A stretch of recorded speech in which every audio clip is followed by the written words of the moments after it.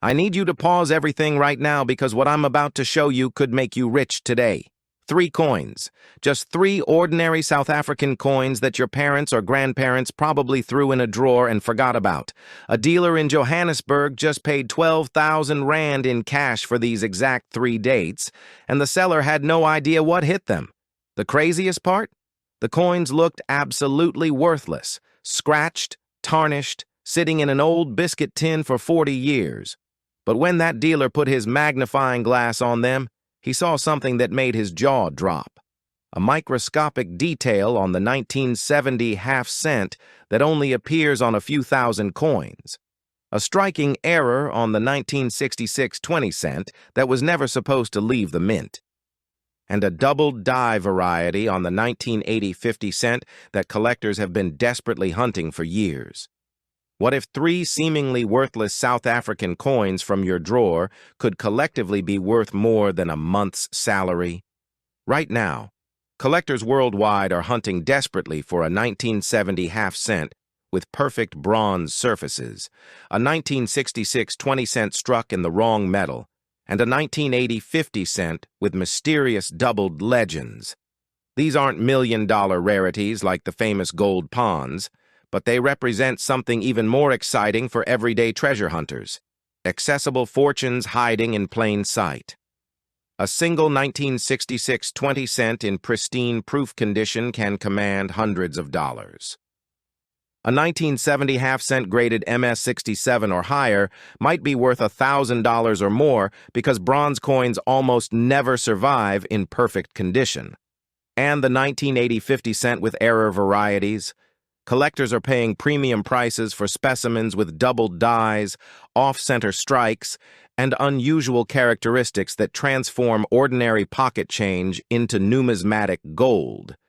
By the end of this video, you'll know exactly what makes each of these coins special, how to identify valuable varieties, and why these 3 dates represent some of the best opportunities in South African coin collecting.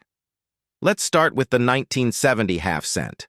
A coin so small that most people literally threw it away, yet today, it's one of the most sought-after denominations in the entire South African series.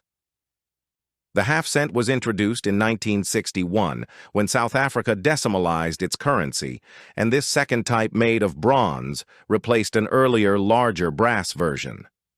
Here's what makes 1970 absolutely extraordinary and unlike any other year.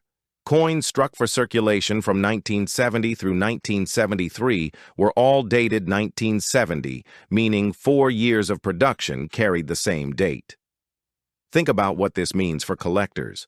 When you find a 1970 half-cent, you cannot tell whether it was actually struck in 1970, 1971, 1972, or 1973 without examining mint records.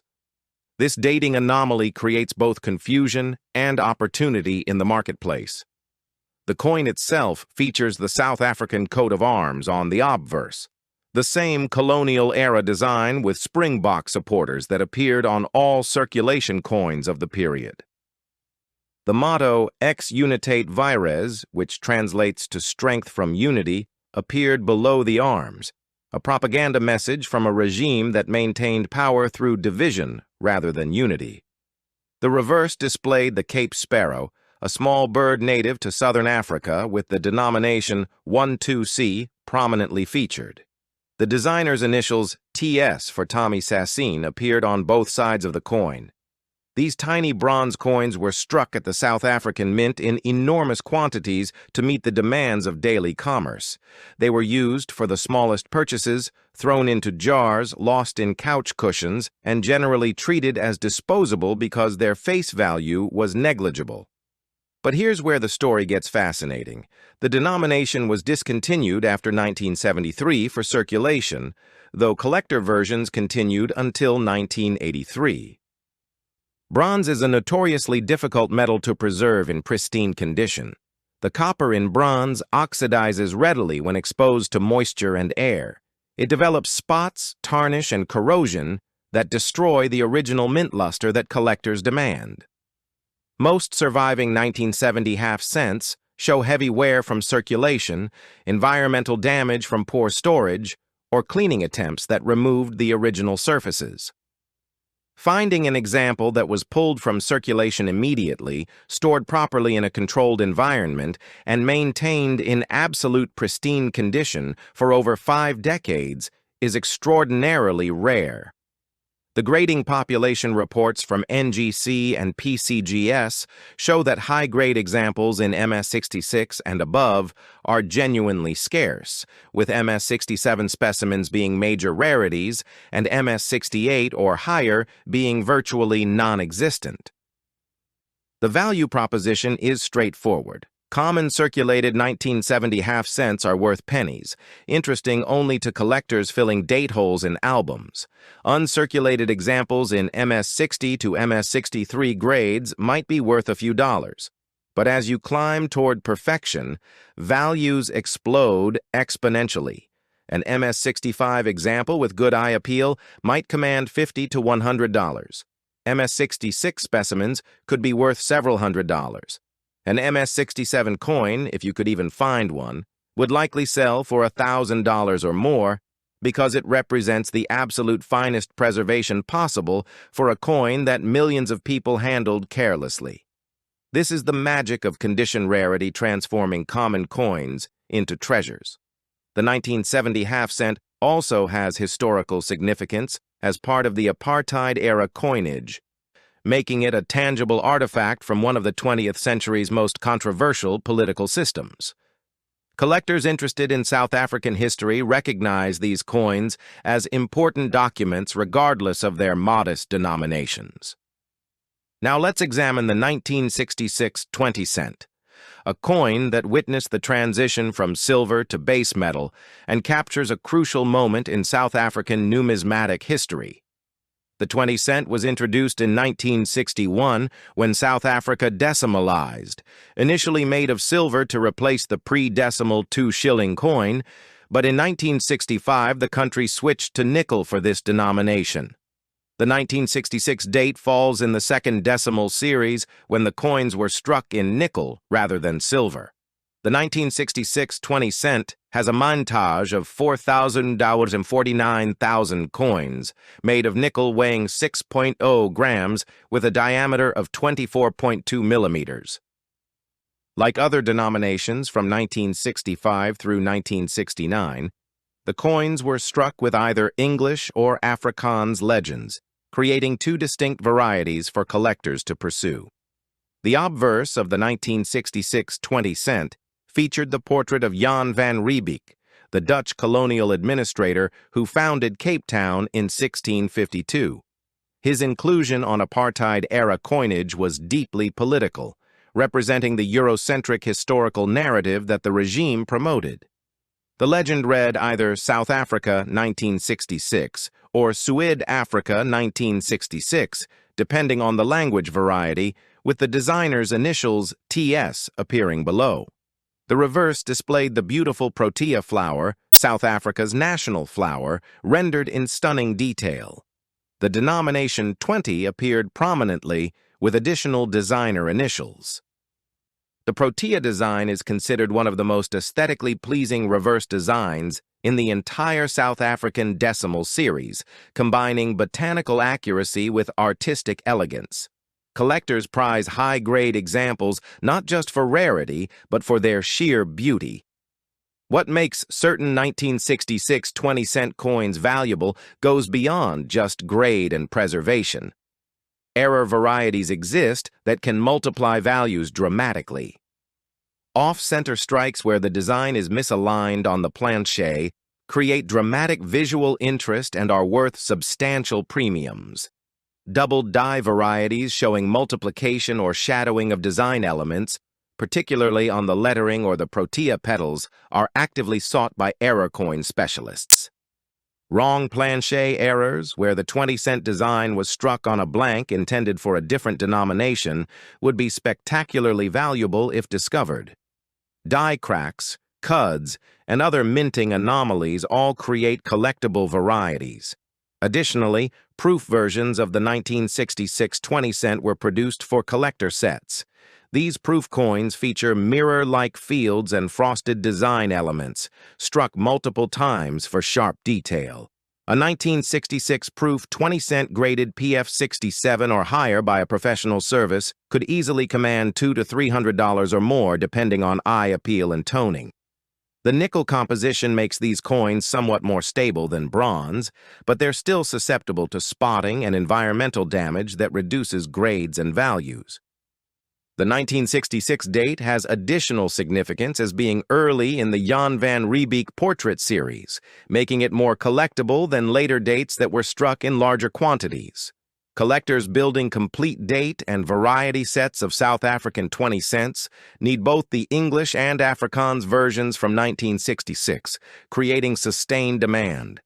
International collectors interested in world coins recognize South African decimal coinage as an important collecting area, further supporting values. The combination of historical significance, aesthetic appeal, and the existence of valuable error varieties makes the 1966 20-cent a coin that deserves serious attention from treasure hunters examining old South African change. Our third treasure is the 1980 50 cent. A substantial nickel coin from the heart of the apartheid era that represents one of the most turbulent years in South African history. By 1980, international sanctions were intensifying, the economy was struggling, and internal resistance to apartheid was growing more organized and militant. Prime Minister P.W. Botha was attempting his policy of total onslaught against perceived enemies while making cosmetic reforms that satisfied nobody. Every coin minted in 1980 circulated through this chaos, becoming inadvertent witnesses to history. The 50-cent denomination was the highest regularly circulating coin in 1980, making it substantial enough that people didn't discard them casually like smaller denominations. The 1980 50 cent features the South African coat of arms on the obverse, with the bilingual legend Suid-Afrika, South Africa, wrapping around the top edge.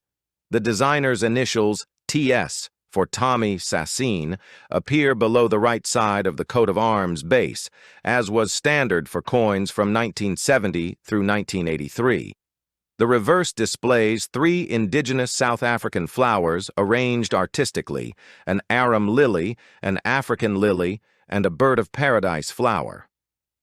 This floral design was used on 50-cent coins throughout the 1970s and 1980s, creating a consistent series that collectors can pursue across multiple years. The denomination 50 appears prominently below the flowers. The coin's substantial size and weight, combined with the detailed floral reverse, makes it visually impressive and popular with collectors who appreciate aesthetic appeal alongside investment potential. What makes certain 1980 50-cent coins valuable? First, grade matters enormously as always. The nickel composition is relatively stable compared to bronze, but these coins still circulated heavily and most show significant wear, contact marks, and environmental damage. High-grade examples in MS65 and above are genuinely scarce because most were used rather than saved. Proof versions exist, and in the highest grades can command significant premiums. Error varieties create the most dramatic value increases. Doubled die errors on the 1980 50 cent would show multiplication or shadowing on the legends, the coat of arms details, or the floral elements. Off-center strikes are always popular with error collectors. Die cracks and clash marks create interesting varieties. Any wrong planche error would be spectacularly valuable. Collectors should examine their 1980 50-cent coins carefully under magnification, looking for any anomalies that might indicate valuable error varieties. The broader context of South African 50-cent coins adds to the appeal.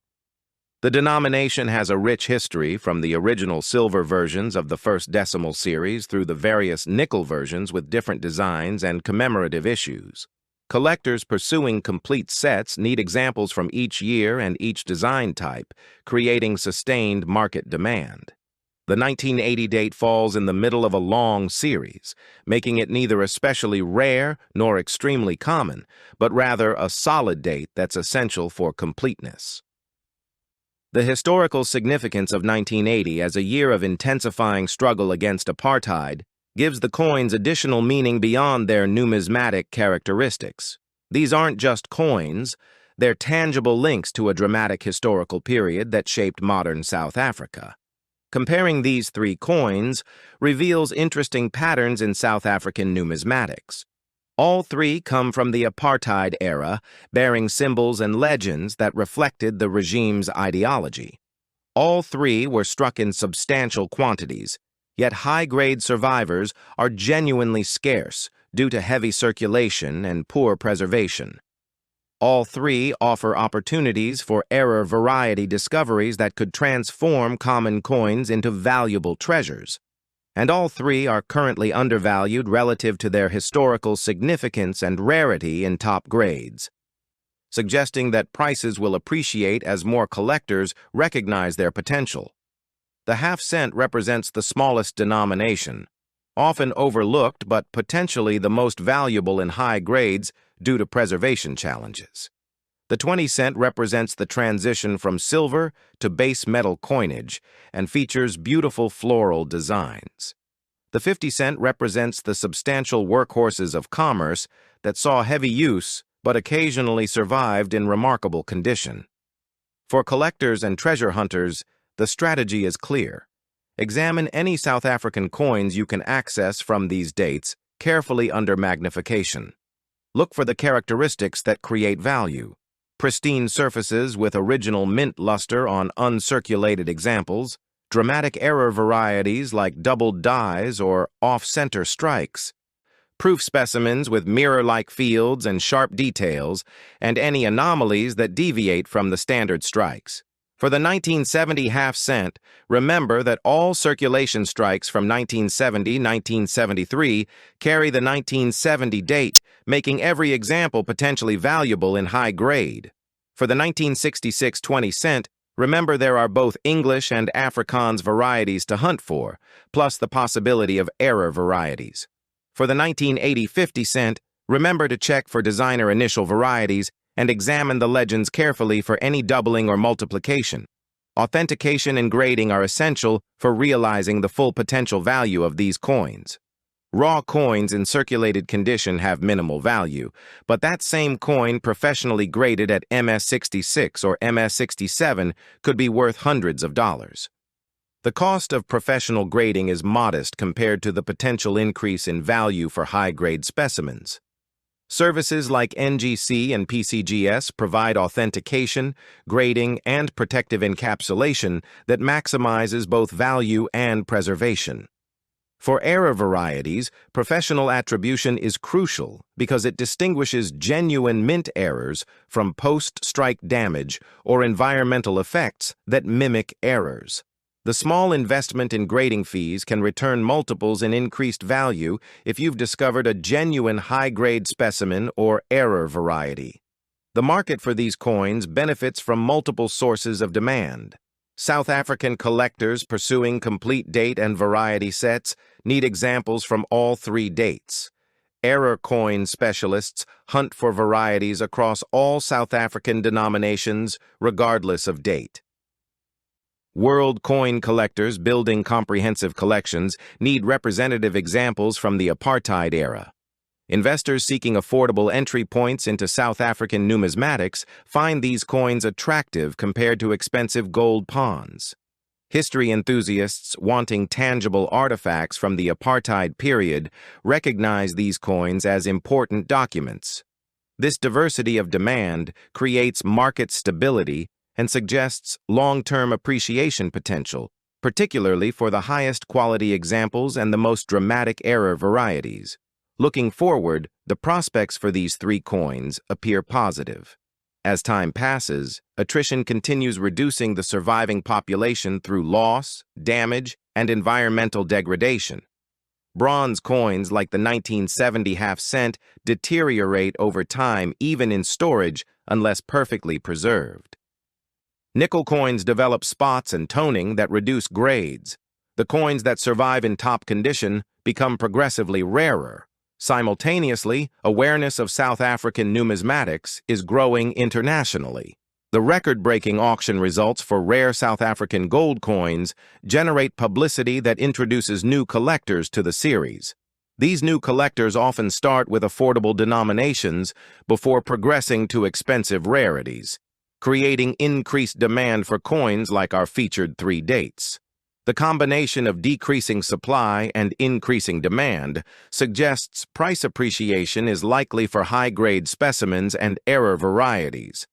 The 1970 half cent, 1966 20 cent, and 1980 50 cent represent 3 distinct opportunities in South African numismatics, each with unique characteristics that create value beyond their modest face denominations. The half cent offers the thrill of finding gem-quality preservation on a bronze coin that almost never survived unscathed.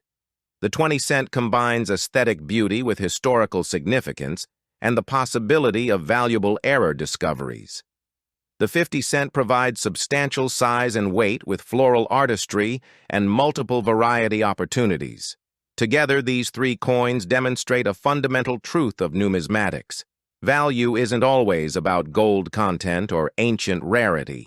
Sometimes it's about preservation, historical significance, and the patient hunt for exceptional examples of seemingly common material. Your mission now is clear. Examine any South African coins from these dates with the trained eye of a serious collector rather than the casual glance of someone seeing only pocket change. Use proper magnification and lighting. Compare your coins to images of authenticated high-grade examples. Look for the error characteristics that create value. Check for proof surfaces on specimens that might have come from collector sets. Assess the preservation level and determine whether professional grading is warranted. You might be holding common circulated coins worth pennies, or you might be holding high-grade survivors worth hundreds or even thousands of dollars. The only way to know is through careful examination and knowledge, both of which you now possess after watching this video. If this video revealed hidden treasures in South African coins you thought were worthless and inspired you to start hunting through old change with new purpose, demonstrate your appreciation by absolutely crushing that like button. Your engagement tells YouTube to share this valuable knowledge with others who might benefit from learning what separates common coins from fortunes. Subscribe to this channel immediately because we're producing more investigations into valuable coins, overlooked varieties, and numismatic opportunities from around the world that could literally change your financial situation if you make the right discovery. Enable notifications so you never miss a video that could lead you to profitable finds. And share this content widely with anyone who has old South African coins, anyone interested in African history, or anyone who loves the thrill of treasure hunting. The knowledge you've gained about these 3 specific dates gives you a massive advantage over the vast majority of people who handle these coins without recognizing their potential. Use that advantage wisely, examine every coin carefully, and remember that sometimes the most valuable things in the world are hiding in the most ordinary places, waiting for someone with the knowledge and patience to recognize them. Thank you for investing your time in learning about these remarkable coins, and may your searches yield discoveries that exceed your wildest expectations. Now get out there and start hunting for that perfect 1970 half cent, that error variety 1966 20 cent, or that gem quality 1980 50 cent that could make you the envy of every serious South African coin collector.